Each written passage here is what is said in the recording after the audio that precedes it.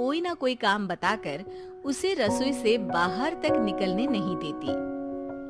कभी चाय, कभी हलवा, कभी पानी तो कभी दूध, हर समय खाने को चाहिए और उसके लिए अपने हाथ पैर बिल्कुल नहीं हिलाने। परेशान किया हुआ है इन्होंने। सास की जबरदस्ती परेशान करने की आदतों से दुखी मुग्धा एक शाम सचिन के साथ अपने कमरे में बैठी हुई बात कर रही होती है। सुनो जी, मम्मी जी की ये जानबूझकर मुझे परेशान करने की फरमाइशों से मैं बहुत फ्रस्ट्रेट हो चुकी हूँ। पूरे दिन में एक सेकंड का आराम नहीं मिलता। रसोई से बाहर कदम रखती नहीं कि बहू ये बना दे, बहुरी वो बना दे। अरे इनकी फरमाइशें चलती ही रहती है।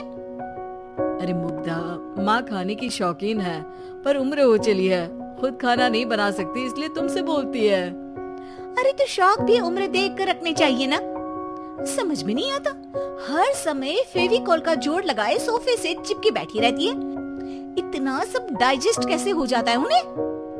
अरे तुम मेरी माँ से इतनी नफरत कैसे कर सकती हो? मैं उनसे नफरत नहीं करती जी, बस परेशान हूँ।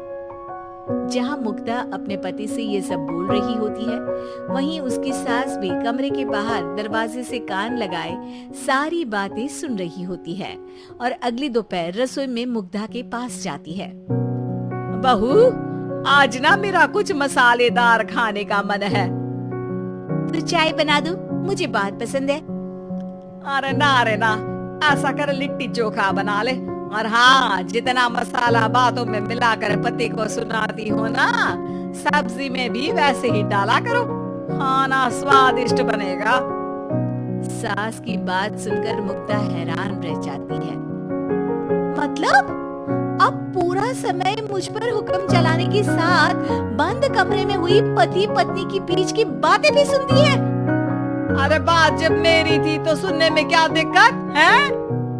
ये कहकर सास वहां से चली जाती है। अरे अब तो हद पार हो गई, इस तरह से तो ये मेरा जीना मुश्किल कर देंगी। मुग्धा सास की हरकतों से परेशान उसका हल सोचने लगती है और इसी तरह कुछ दिन बीत जाते हैं जिसमें सास का जन्मदिन आता है। मुग्धा बहुत खुशी के साथ अपनी सास को एंड्रॉइड मोबाइल गिफ्ट करती है।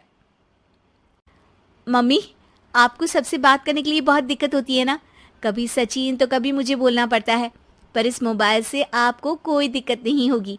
एक जगह बैठे बैठे बहुत कुछ कर सकती हैं अब आप। मोबाइल देख सासू माँ खुश हो जाती है, पर उसे इस्तेमाल करना तो आता नहीं, इसलिए साइड में रख देती है।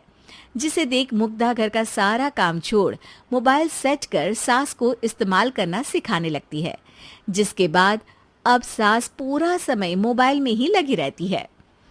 हाय, जब से मम्मी को मोबाइल मिला है मेरी लाइफ में कितनी शांति आई है। अच्छा है, इसी तरह बिजी रहे तो मैं भी सुकून की जिंदगी जी पाऊंगी। अब मुग्धा जब मन करे काम करना, जैसा चाहे वैसा खाना बनाकर खाना, पूरा समय रिलैक्स और खुश रहने लगती है। क्या बात है, आजकल तुम बहुत चहक रही हो। अरे मम्मी जी से छुटकारा जो मिला है, अब ना फरमाइशें ना छुप छुप कर बातें सुनना। अच्छा, तो मोबाइल गिफ्ट करने की ये स्कीम थी। इसी तरह दिन बीतते हैं और अब मोबाइल पर लगी सास फरमाइशों की जगह सवालों के लिए बहू को आवाजें लगाना शुरू कर देती है। अरे बहू सुन तो, देख जरा किसी का फोन क्यों नहीं मिल रहा? रिचार्ज खत्म हो गया है, पर अभी 4 दिन पहले ही तो मैंने किया था, इतनी जल्दी कैसे खत्म हो गया? अरे मैंने कल तेरी कनाडा वाली मौसी सास से 3 घंटे बात की थी ना। क्या? इतना महंगा तो मोबाइल भी नहीं आया जितना महंगा इसका रिचार्ज पड़ रहा है। इसके बाद तो जैसे मुग्धा के दिन के 24 घंटे में से 20 घंटे सास के पास उनके मोबाइल रिलेटेड प्रॉब्लम सॉल्व करने की ड्यूटी ही बन जाती है। अरे मुग्धा, ये मोबाइल में अचानक तेरी मौसी सास की शक्ल क्यों दिखने लगी? और ये तो हिल भी रही है। मम्मी, ये गूगल डुओ का वीडियो कॉल है, इसमें आप बात करने के साथ एक दूसरे की शक्ल भी देख सकती हो। अच्छा, ये तूने मुझे पहले क्यों नहीं बताया? अब बताने के लिए पहले नहीं बताया। इसी बीच सचिन भी वहां आ जाता है और सास अपनी वीडियो कॉल में बिजी हो जाती है। क्यों, सास बहू में क्या गपशप चल रही है? इसे गपशप नहीं, दिमाग का दही होना बोलते हैं। पर तुम तो मम्मी को मोबाइल देकर बहुत खुश थी, फिर क्या हुआ? हाँ, उसका सुकून भी कुछ ही दिन मिला। अब घर के टंटे खत्म हुए तो मोबाइल की टिंग टिंग शुरू हो गई। देखो भाई, कुछ पाने के लिए कुछ खोना तो पड़ता है। आखिर तुमने मोबाइल अपने फायदे के लिए ही तो दिया है, तो फिर सवालों के जवाब भी देने पड़ेंगे, क्योंकि जब तक उनके हाथ में ये फुंथरू रहेगा, तुम्हारी लाइफ में प्राइवेसी और सुकून रहेंगे।